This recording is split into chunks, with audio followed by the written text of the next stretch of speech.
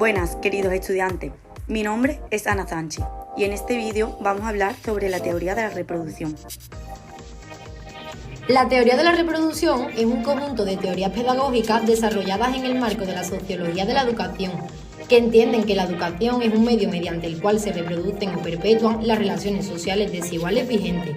Según esta teoría, las personas que pertenecen a grupos privilegiados en la sociedad tienen acceso a recursos y oportunidades que les permiten mantener su posición dominante. Por otro lado, aquellos que pertenecen a grupos marginados o desfavorecidos enfrentan barreras estructurales que dificultan su movilidad social y les impiden alcanzar un estatus similar al de los grupos privilegiados. La teoría de la reproducción se ha aplicado a diversos contextos sociales, como la educación, donde se estudia cómo las desigualdades socioeconómicas se reflejan en los logros académicos y las oportunidades educativas de los individuos. También se ha utilizado para analizar las disparidades en el acceso al empleo, la vivienda, la atención médica y otros recursos importantes para el bienestar humano. Esta teoría surge en los años 60, 70 y 80, principalmente en Francia y Estados Unidos, aunque su influencia se extendería al resto del mundo. La teoría de la reproducción surge como una perspectiva crítica dentro del campo de la sociología y la educación, especialmente en el ámbito de la sociología de la educación. Esta teoría argumenta que el sistema educativo no solo transmite conocimientos y habilidades, sino que también reproduce y perpetúa las desigualdades sociales existentes, especialmente en lo que respecta a la clase social.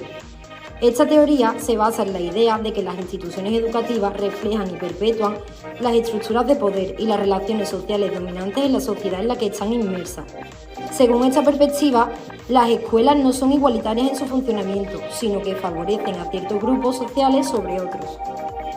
Dicha teoría ha estado marcada por importantes movimientos sociales, como los derechos civiles y el feminismo. También se experimentaron cambios económicos.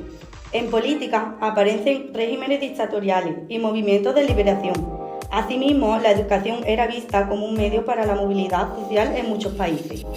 Es importante destacar que estos movimientos no son excluyentes, sino que se interconectan y dialogan entre sí, enriqueciendo la comprensión de la reproducción como un proceso complejo y multidimensional.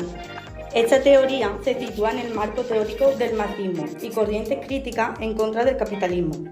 Un aspecto interesante de esta teoría es que provienen de varios campos disciplinarios, como la filosofía, la economía, la sociología o la antropología cultural. Dicho contexto es complejo y diverso y ha ido evolucionando a lo largo del tiempo. Los autores más importantes de la teoría de la reproducción son Louis Althusser, Pierre Bourdieu, Samuel Bowles, Herbert Gintis. Fue un filósofo marxista conocido por su crítica a la teoría humanista del marxismo. El autor indaga en esta teoría por vivir varios momentos personales como el asesinato de su esposa, su experiencia personal como prisionero en la Segunda Guerra Mundial y su compromiso con el Partido Comunista francés. Althusser contribuyó a la teoría de la reproducción, una teoría de los aparatos ideológicos del Estado, la cual sugiere que éste ejerce su poder tanto con la represión física como con aparatos ideológicos, como la familia, escuela, iglesia. Todo ello le hizo pensar cómo estos aparatos inculcan ideologías que perpetúan las estructuras de poder existentes. Christian Boudelot y Roger Stable proporcionan datos empíricos que respaldan la teoría de Althusser. Bourdieu fue un sociólogo francés.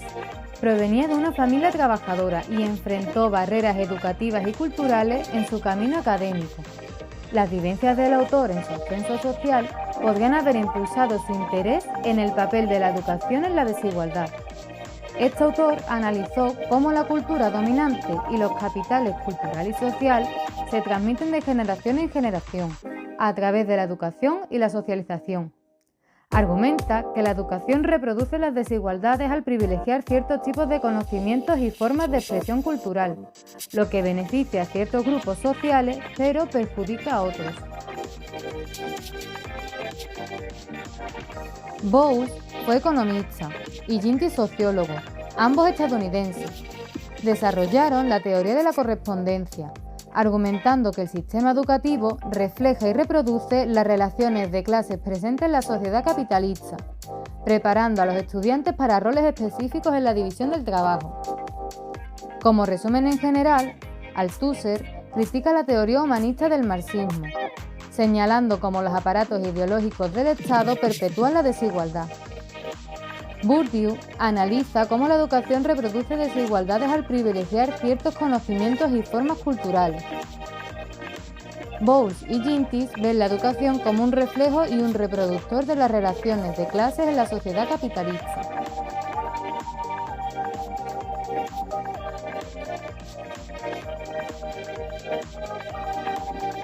La teoría de la reproducción considera que las instituciones educativas reproducen el orden social sin generar cambios, contribuyendo a que la brecha de las desigualdades sociales se mantengan intactas.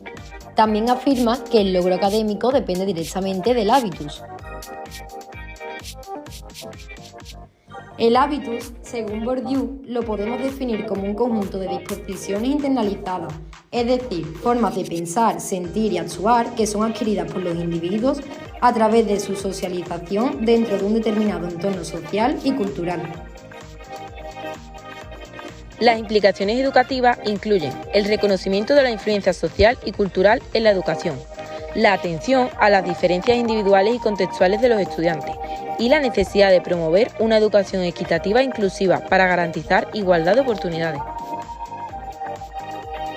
La repercusión en la práctica actual de esta teoría integra diseños de programas y políticas educativas inclusivas para mejorar el acceso a la educación y promover la diversidad en las escuelas, desarrollo de enfoques pedagógicos centrados en el estudiante que fomentan el aprendizaje activo y colaborativo, así como métodos que valoran la diversidad cultural y lingüística, promoción de la reflexión crítica para buscar formas de promover la equidad y la inclusión en el aula y más allá.